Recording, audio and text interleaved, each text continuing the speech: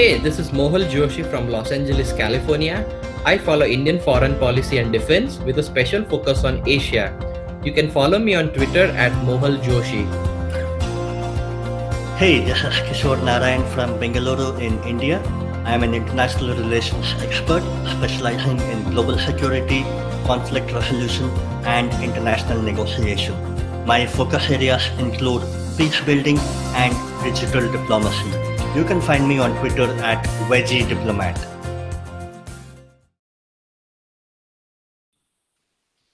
Hello, everyone. Welcome to episode 1 of India Rising Strategic Affairs Conversations with Mohal and Kishor. Hey, Kishor, how are you doing today? I'm doing good. Thank you very much. And how are you doing, Mohal? I'm also fine. Happy Independence So, Day. yeah, I want to wish Happy Independence Day to all our listeners around the world. Today is like Around the India's world. 71st Independence Day. Yeah. So, So the question begs, why did we call this show India Rising? India has been on the rise to become an influential player on the world stage for the past 25 years. Among the larger nations in the world, India is the fastest growing economy, and by most estimates, it will be the third largest by 2030, which is hardly 12 years into the future. Its political clout among the global elite has also been on the rise. There have been several highs and a few lows in between during the past 25 years, uh, despite which it has continued its journey upwards. Now, we want to take a look at all the strategic affairs, including both foreign policy and defense, which are shaping up India's present and also, most importantly, its future. Now, how India deals with the world will determine as to how fast India will rise, either fast or slow. So today we will be talking of the Iran nuclear deal and the ramifications of Trump walking out of the deal, and also the hot potato topic in the past few weeks, the Rafale deal controversy. so Kishore, I know you have been following the Iran issue quite closely, and you have also written an op-ed column on it. So why don't you go ahead and give us some details about it? So I noticed that some time ago, the Iran's official currency, the rial, touched a new low in unofficial markets. So what do you think will be the geostrategic impact in the region and especially for India? Thank you for asking that question. It's a very important question to begin with. US last week stopped Iran from buying the dollar notes, the hard currency. Now, while Iran has actually pegged its currency rial at about 44,000 to a dollar, there is a fear that the rial will slip further as the US sanctions will continue to get tougher and tougher. So, in anticipation of a weakening currency, people in Tehran and elsewhere have been lining up in front of the currency exchange stores to purchase dollars at unofficial rates. And by latest count, the unofficial rates have now crossed 100,000 riyals to a dollar. So, have there been any export controls on how much money can be taken out of the country, or has such a step not been taken yet? We have not heard anything from the Iran government to that regard, but one can safely assume that such measures will be announced quite quickly. So, a few months ago, Trump walked out of the JCPOA. So, can you enlighten us what does JCPOA mean and what are the implications of walking away from this deal by the Trump administration? Right. So Trump actually walked out of the deal on 8th of May.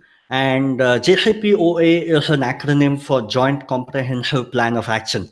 It is the name of the legislation brought in the US for a nuclear deal that the United States, and five other countries entered into a deal with Iran.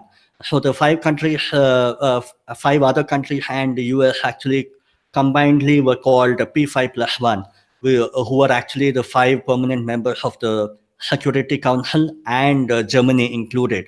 So all these 5+1 countries made a deal with Iran, and uh, Trump just walked out of it, announcing that he would be reimposing sanctions on the Iranian regime.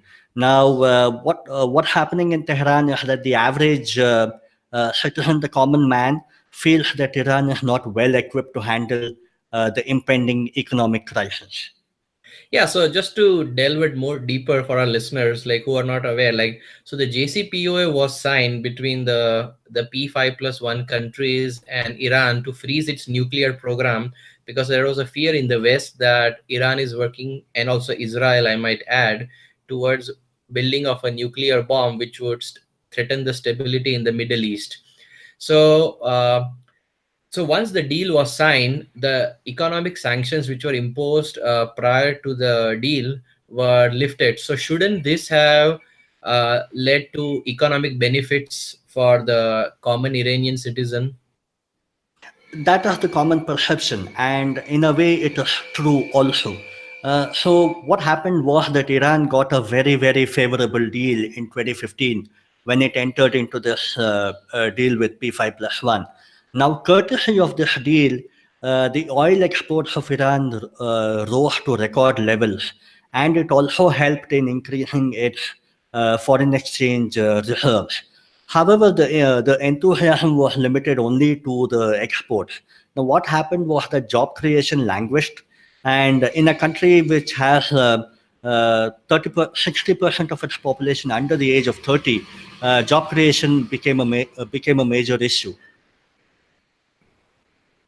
So what's next? Can we expand a further round of sanctions to be put on Iran by the Trump administration? Uh, Indeed, US has already mentioned that as the very first step, it would tighten the flow of dollar notes to be purchased by the Iranian establishment. And it has also set up a second deadline of November 4th, by when it claims that all oil transactions would attract economic sanctions. So the US has reached out to countries like China, India, asking them to end their oil imports from Iran by that date.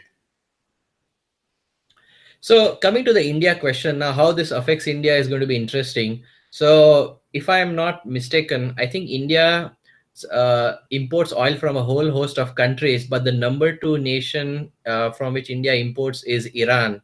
So how is going to India get affected with these sanctions? The official stand of India has continued unchanged. It claims that it acknowledges only those sanctions that have been imposed by the United Nations and not by any individual country. However, in reality, with US and India inching closer and closer, in reality, you might see India cutting down its imports from Iran, probably to an absolute minimum, something which it has already done earlier, also prior to the deal, when Obama was the president in the US. So something to this regard has already been suggested in Indian media outlets. Now, apparently, our petroleum minister Dharmendra Pradhan has already asked the oil public sector undertakings to be ready for a shortfall in the Iranian supplies, which kind of clearly indicate that India might cut down on oil imports from Iran. Now, having said that, India might actually have a bargaining chip, and it might want to indicate to OPEC and other countries, the major oil producing countries, asking them to provide oil at the same cost and ensure that there would be no price spike or a price hike in the foreseeable future. So that might be one sticking point that India might actually want US and the other OPEC countries to agree to. Yeah, you bring up a good point because as I was aware that Iran used to give some sweeteners on shipping and insurance to Indian companies. So the price of crude was slightly cheaper than the other nations from which India imports. So do you think this is going to hurt the people at the pump, like with increased prices? Because we'll have to now cut back on one of our cheapest sources of oil. And one more Again, thing to add, just extra point, like we have been reading that US India has been increasing its imports from US, so that adds a new dimension to this whole thing. that there could be an added benefit by imposing these sanctions, because US wants, as you know, Trump has been pretty demanding of cutting down the trade deficit. So if India increases its imports from the US and declines it from the Iran, it will help reduce the trade deficit with India, something which Trump has been advocating all along. Right, right. You're right. So probably what would happen is India would want all the kind of sweeteners that we had from Iran. For example, we were getting uh, cheap freight and even insurance on the oil that we Yeah, were yeah, purchasing. yes. So India would probably want the same kind of benefit from US or any other OPEC country from which it would go ahead and buy. Now, having said that, India had increased its import from Iran in the past 5 years steadily. Even in the Mm-hmm, past 6 to 8 months, there has been a 20% to 30% increase in the actual oil import from Iran. mm-hmm. Now, earlier during the Obama regime, India had actually cut down on oil import from Iran 20% at a time, and Yeah, clearly I think it indicating was that we were 20%. I think what we pledged to the Obama administration back then was we'll cut down 20% every 6 months, to some really low levels. So I think this would right. be a really a good strategic move on the part of India, that if you increase it by, in anticipation of the sanctions being put back in, if you increase your baseline by 20%, then when you cut 20% from it, you are not hurt as much as if you were importing the same level as last year. So it's kind of a good strategic thinking, I would say, on part of India, that you increase your baseline so that you can show that, hey, I cut 20%, but I'm cutting 20% from a higher number versus a lower number. Correct. Now, the Trump regime has kind of indicated very clearly that we need a complete stop by the 4th of November. Now, India will have to kind of convince the Trump administration that, hey, for now we can only cut down on 20% and we will have a gradual climb down all the way Hmm. to zero. So, Hmm. probably India will have to do a bit of tightrope walking there. Yeah, interesting times ahead. So Yeah. another part of the India Iran angle in the relations is the Chahabar port. So for listeners, I'll just briefly touch upon what the Chahabar port is. So it's a port on the southeast coast of Iran. Now, as you know, we don't have good relations with Pakistan, so any overland transport of goods to Afghanistan is not possible. So what India did is they promised to develop the Chahabar port, from which once goods can be shipped by land to the Afghanistan border and into Afghanistan. So this circumvents Pakistan and taking them out of the picture, which I'm sure that the Pakistanis wouldn't be any much too happy about. So coming to the Chabar is a strategic investment because it helps India to connect to the Afghanistan through a circular route. So how do you think this will affect India's investment in Chabar? Yeah, Chabahar is actually an interesting dimension to the whole game that's being played out right now. US has clearly indicated that right now, as a first step of imposing sanctions, there would be a cut down on the supply of dollar notes, and as a second step, they would cut down on the oil imports, and as a third step, at a future date, they would cut down on the usage of the Iranian ports and also all the shipping routes. So that would also come under the purview of sanctions.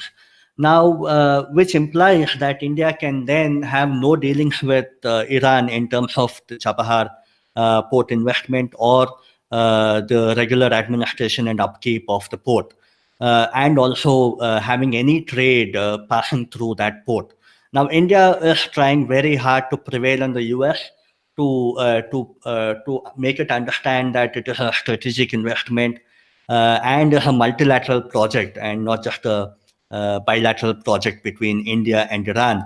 Multilateral project aimed at helping landlocked Afghanistan, in addition to Iran also benefiting in a small way. So it really still needs to be seen how the US would respond to India's claims. And let's see how it goes ahead. We'll have to wait until Yeah. the US responds back. And like one of the interesting things is that the banks are caught in the middle because we have been trying to pay the Iranians, I believe, in euros. So now transacting would be the biggest problem, that we don't have enough trade. Like we could barter goods like oil for certain. So our trade, if it increase, it would help us to just simply barter goods versus trying to exchange the oil for euros, because I'm sure that Iran would be very happy to. I think in the past they have refused to get paid in rupees, Indian rupees. I mean, Indeed, indeed. So yeah, that's a pertinent point. India, if it decides to continue importing oil from Iran, will have to find out a way to circumvent the problem of dealing in yeah, dollars or because euro. the Indian banks certainly don't want to come into the global sanctions or US sanctions, because all the trade is done in dollars.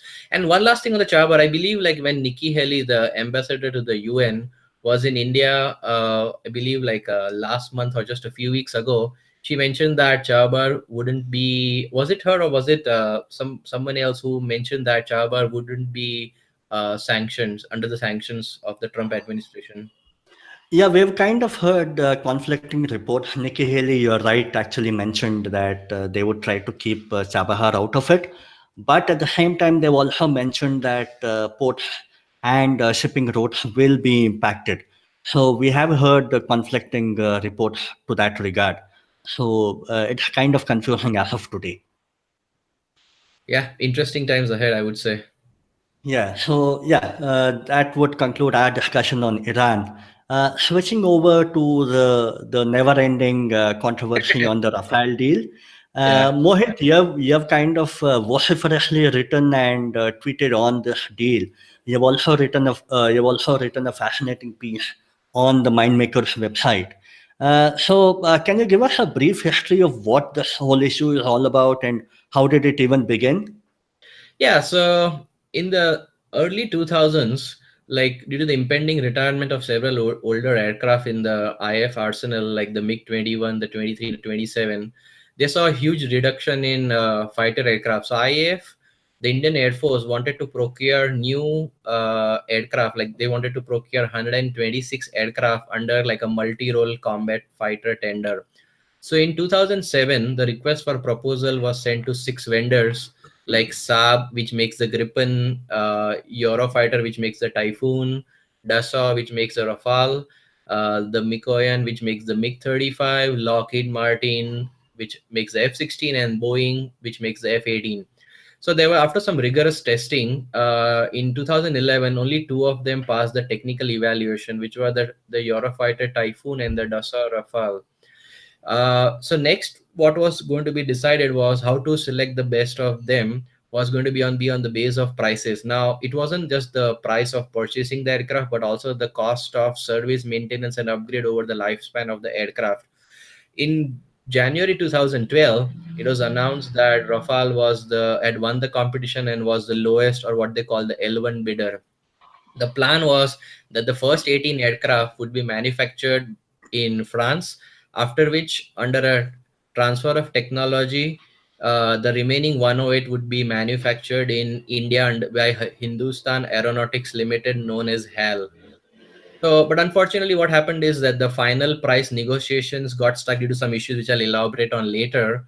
But the process dragged on for 3 years, and after that, even after the Modi government came to power, the impasse continued for a couple of years. At which point, like the then Defense Minister Manohar Parrikar realized that they were going nowhere with Dassault in the final negotiations. So, to break out of this logjam, in 2015.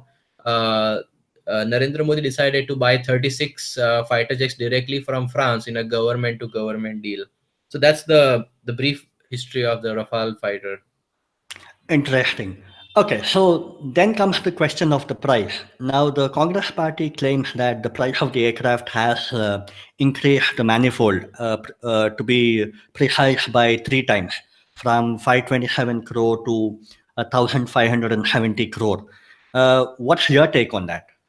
So I don't think that's an apt comparison, because see, like in 2007, when the RFP was issued, the price was supposed to be like 10.6 billion. Now this contract was never finalized. So you can claim this was the price at which it was supposed to be purchased, but if the contract was never signed, it would not, it's unfair to compare it with that price. So what happened is, like, Dassault claimed that 31 million man hours would be sufficient to produce 108 aircraft in India, while HAL concluded that the man hours was 2.7 times higher. So that when they did the recalculations, to their utter horror and shock, they found out that the Dassault was no longer the cheapest plane, but it was Eurofighter would have been cheaper. But now, since they had declared Dassault as a winner, they had to negotiate with them. uh, the other issue is the size of the order. See, like, the order for 2016 was like 36, while in the around a decade ago was 126. So, like, there's Yep. a three and a half times bigger order. Now everybody knows that if you order something as small as a paper clip or something as big as an aircraft, you get a lesser price when you buy in bulk, right, due to the large volume of the order. Another thing Exactly. to add is that the 9 years between the two deals means it would be impractical to expect the same price because of inflation, which would have increased in them. Now, let's say we take the Congress claims and say that there is a massive price markup and we are getting fleeced massively. So let's see, like, which other nations bought it recently. So they were Egypt and Qatar. Now, since the weapons package, the training, maintenance for all nations is different, it won't be an apples to apples comparison. But Egypt paid 217 million euros per aircraft, Qatar paid 262 million euros per aircraft, while we paid 217. So if there was a massive scam ongoing, this price should have been manifold, or like 2x or 3x larger than what the other people paid. This shows that we haven't massively overpaid, even if the configurations were slightly different. And interestingly, uh, our junior minister for defense, Subhas Bamre, in a written reply to Lok Sabha in 2016, had stated that the cost of Rafale aircraft is 670 crore per aircraft, but that is just the bare bones price. Now, the overall price, it's never been officially disclosed, but it's supposed to be 7.85 billion euros. Now, some defense reporters, they, in an off-the-record conversation, were given a breakdown for the cost, like what's the aircraft, the weapons, the India-specific enhancement. There are like 13 India-specific enhancements, spare parts, and performance-based logistics. Now, since these unofficial figures are in the public domain, like, I'm not sure like what the opposition needs to go even a further breakdown, because you have this breakdown of these five categories that I mentioned. Now, breaking it down any further is going to be counterproductive, because the our adversaries will know our weapons, our capabilities, and the quantity of the weapons, so they can game the system to like how to evade or how to defeat us in times of conflict. So it would be counterproductive to go any further in detail. Right, right. So one thing is quite clear at this stage, that the Congress claim of the price of the aircraft being 1570 crore, that is actually a hogwash, right? Yeah, I mean, the you cannot compare the older and the newer price. The older price was never finalized, so there is no way you can compare to that price. Agree, agree. Okay, so is there any way that we can compare the MMRCA deal with the 2016 government to government deal, as the opposition has been doing? And So if not, then what are the differences? So it's hard to compare, because one has to exactly know what were the weapons, the training, the sensor, and, like, all the packages which were included in the previous versus the current deal. Now, it's hard kind of, because you don't want to do an apples versus oranges comparison. But what we know for sure is that some of the details, like that, the current order of the Rafales comes with a lot of the enhancement which were not present in the order from around a decade ago. So, for example, we are going to get the Meteor, which is one of the best beyond visual range air-to-air missile, which can hit targets 150-kilometer away. We're going to get the Scalp cruise missile, which is a surface air-to-ground missile, which can hit 500 kilometers away. So imagine if you are like loitering in Indian airspace and you could hit targets in China or Pakistan without entering their airspace. Yep, yep. Additionally, Rafale will have electronic warfare, Spectra electronic warfare system, will have active electronic scanned array radar, which is a first for IAF, a helmet mounted display where a target looks locked by just the pilot watching the target, and also importantly, ability to take off from high altitude airfields, which will be useful when you are taking off from a let's say somewhere in the Himalayas. Now there are certain smaller things which also get overlooked in this. See, the previous agreement had a something called a 3.9% escalation inflation index, which means from day one of the deal, the price went up by 3.9%, no matter whether the actual inflation had gone up or down. In the 2016 contract, they had negotiated a 3.5 max amount, but only when inflation was present. So if inflation indices go down, India could end up paying a lesser amount. So government sources claim that if inflation goes down, we could end up saving anywhere between 200 million to 1 billion euros. I mean, we'll have to see like whether some of this, but it's still a significant change. Also, as part of the performance based logistics, France has given a guarantee to India that 75% of the Rafale aircraft will be operational during the first 5 years, which is important because the previous deal only had guarantee for a squadron, which is 18 aircraft, and now we're going to get that guarantee for 36 aircraft. So there are like these subtle differences, which I'm not sure if the opposition is studying all the details to see how the current deal has a superior weaponry, superior logistics agreement, and etc. Or they may be conveniently hiding the facts. I would say probably ignoring it, hiding Ignoring it. it. Yeah. Yeah. Okay. So Rahul Gandhi, the head of the Congress party, he claimed that he had personally met French president and asked him if there was any secrecy pact between India and France. And apparently, Emmanuel Macron, the French president, claimed that there was no secrecy pact. What's your take on that? So during the no confidence motion, like Nirmala Sitaraman, in a rebuttal said that there was a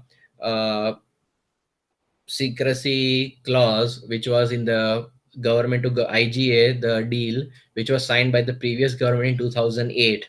So according to, like, I'm just going to details, like according to article 11.3 of the agreement, it said that for any contract or subcontracting contract that includes classified information and material, now basically secrecy has to be maintained. Now many people argue that price should not come into information, but I would beg to differ as many people that why would Dassault want all its pricing information splashed across print and electronic media for all to see, so that future buyers of the Rafale can now drive a hard bargain with Dassault, like, hey, you give India that price, why don't you give me? So it's kind of disingenuous for them to say. So what Macron actually said was that if Modi government wanted to share some details, the French government would have no objections to it. But it's not that clean and cut that the Modi government would just bring all the information in the public domain. I think the Abhijit Ayar Mitra, a senior fellow at the Institute of Peace and Conflict Studies, who has written extensively on the Rafale, has said that the issue could easily be settled without violating the secrecy clause. He suggested that, let's say, Rahul Gandhi and a few opposition figures could apply and get appropriate security clearances, after which the government could share the details in a private setting where they would be bound by the secrecy clause, so they couldn't disclose it. But now we are practically like 9 months away from an election. I am not sure whether the government would be willing to go that extra step. It would be ideal if they do that, and also if the opposition is really wants to resolve the issue or keep the fires burning for political gains. Indeed, fascinating.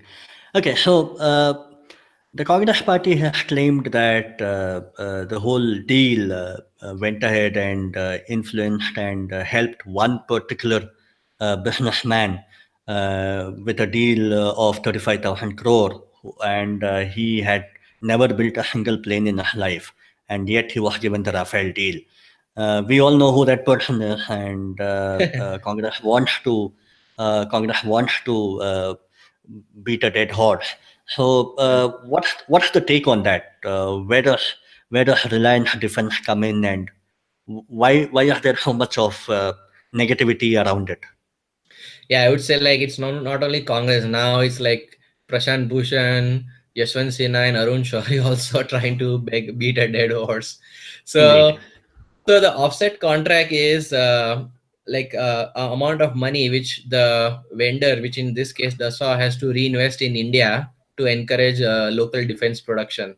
So first of all, the offset contract is negotiated between France and the vendor directly. So in this case, it's the Anil Ambani-led Reliance Defense. So there is no involvement from the government in the negotiation process, which would allow the government to say like, "Hey, give the contract to XYZ." Now, one of the things which is lost in like just putting the finger on Reliance is one of just 72 offset partners in the deal, but it's just been singled out by the opposition because probably it's one of the biggest partners. Now, many of these offset contracts run into the thousands of crores. So it's not like you could give it to any mom and pop industrialist to do it. It has to be done by the big companies to execute the contract, because a failure to execute the contract invites a fine on DASA. Now, coming to the why HAL wasn't allowed to manufacture planes. But see, in the earlier contract, the 108 were going to be manufactured in India under HAL, but now the plane is going to be manufactured entirely in France. So there is no question of involving HAL, whose strength is building airplanes. So, and one more thing too important is like it's not that the public sector has been completely removed from the deal. Like people easily forget that 9,000 crore of offsets are going to go to DRDO, which is a public sector enterprise for, uh, I mean, all talk. So it's not like the entire offset is going to private companies. Some of it is also going to public companies.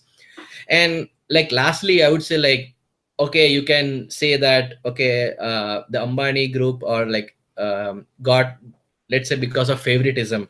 But then one like the Congress party conveniently forgets that if you go look and do some study on the older MMRCA deal, do you know who the offset partner in that deal was?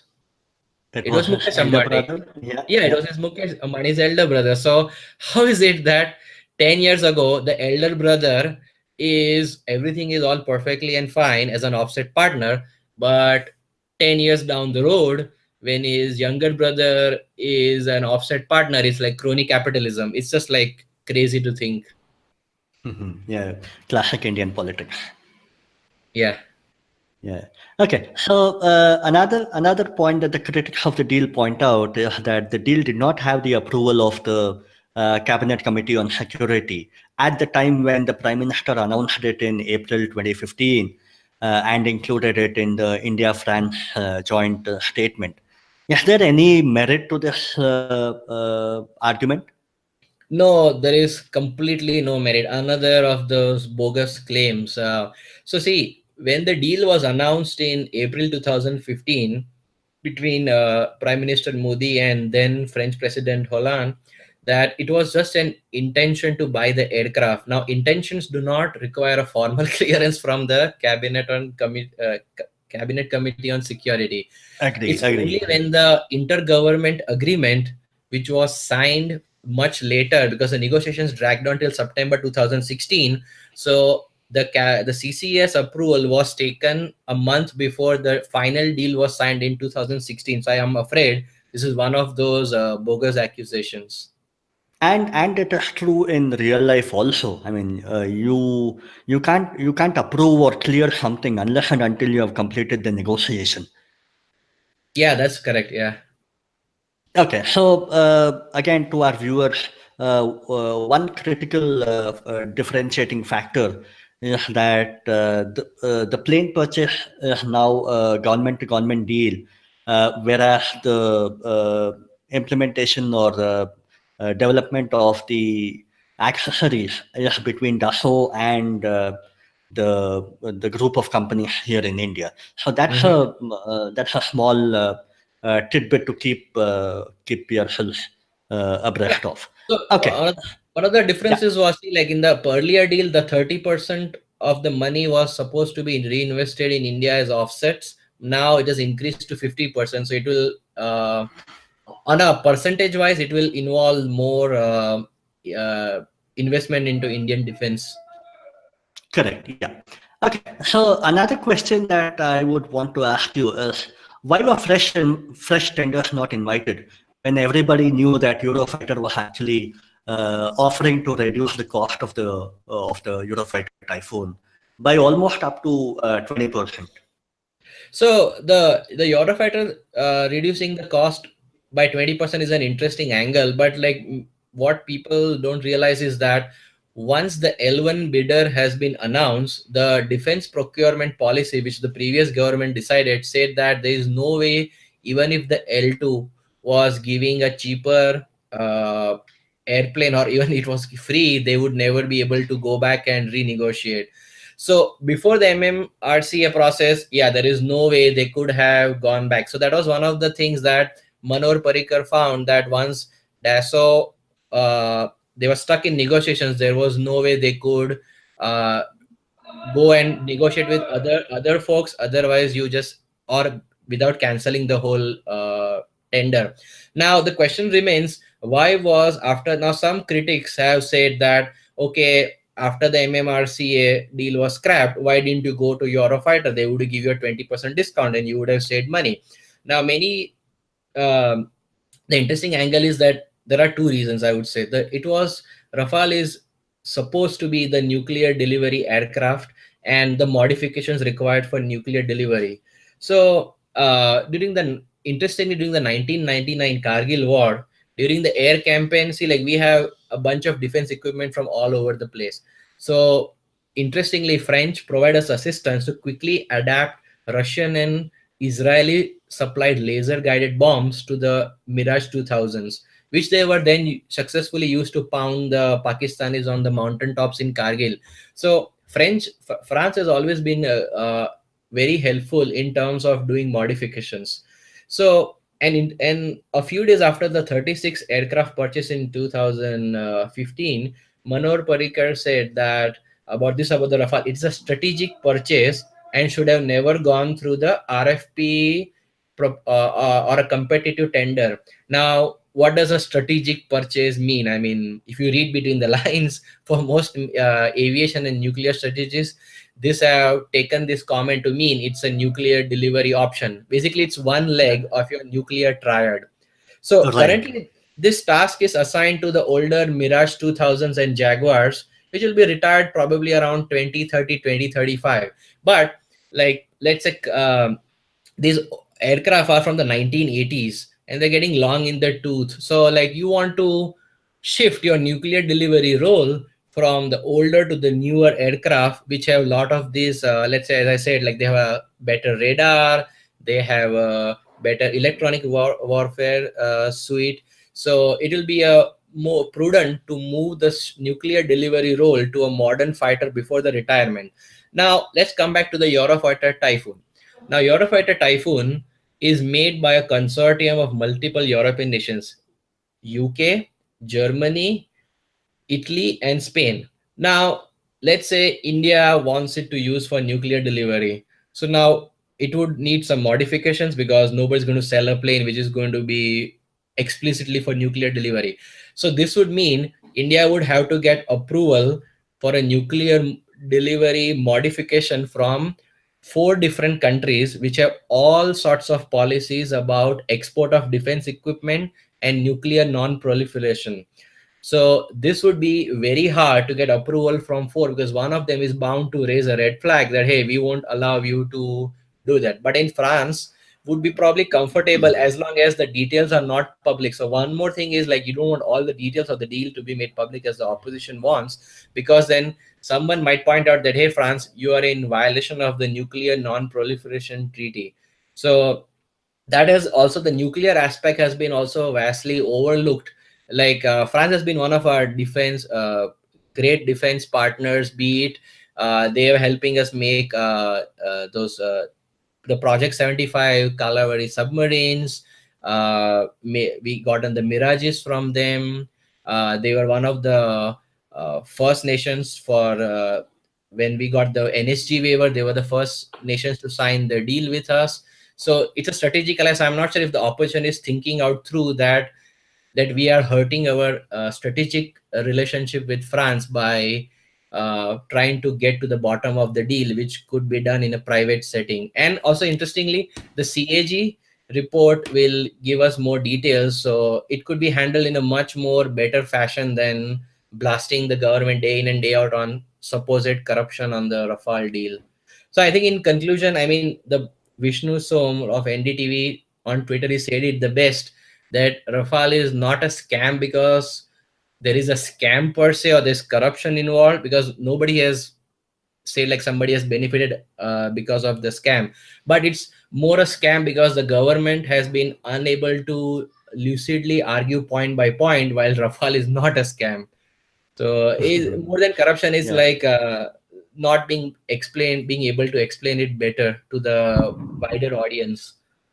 Fascinating. And your point that the Eurofighter Typhoon being a multilateral exercise where you have to go and get an approval from host of countries would Mm-hmm. actually imply that you should have rejected it outright, even when you were actually searching for it.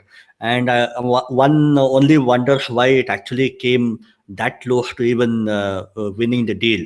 And when it was supposed to be a strategic purchase, again, I agree that it should never have been an RFP. It should never have been a competitive tender. It Mm-hmm. should have been a direct government to government agreement or a government to government deal But see, back the then. problem was that because of the rash of defense scandals, the single vendor process has been abandoned for India, because we had so many defense scandals over the years that we always go through the multi vendor process.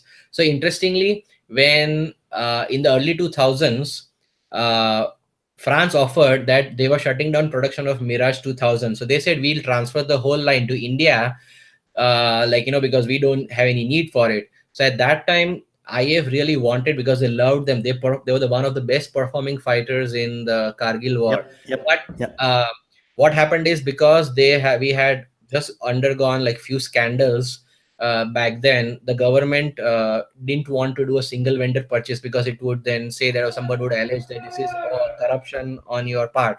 So what ended up happening is they let the offer go. Now, coming to the Eurofighter part, see, I mean, from day one, there were always been whispers that the whole process was, I would say, convoluted, but geared in a way that Rafale would end up as one of the winners in the end.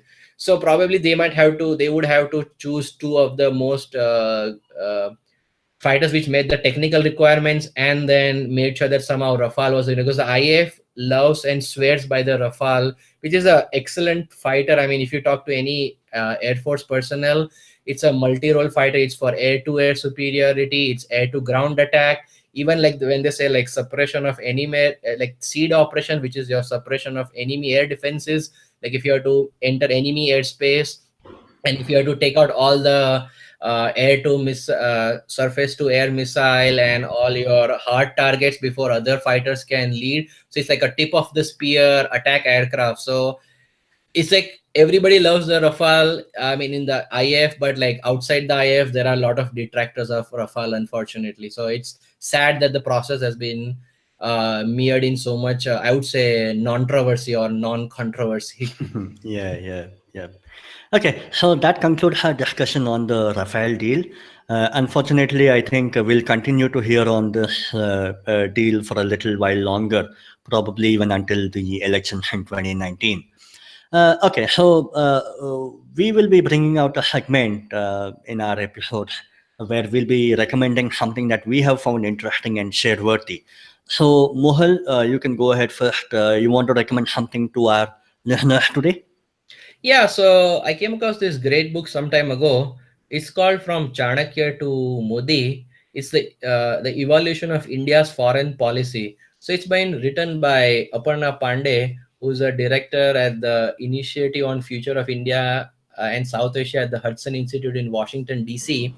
So it's a great read of the foreign policy, not only prior to independence, but also from like Jawaharlal Nehru to Narendra Modi, and what are the consistencies in foreign policy over that period, and what are the differences, and also all the way prior to independence, how India has dealt in the foreign policy domain. How about you, Kishore? Interesting, interesting. Okay, so my recommendation for the day is a book called Our Time Has Come. Now, it's a book by Dr. Alisha Ad, who is a senior fellow for India, Pakistan, and South Asia at the Council on Foreign Relations in Washington, D.C. She served in the Obama administration as a Deputy Assistant Secretary of State for South Asia between 2010 and 2013.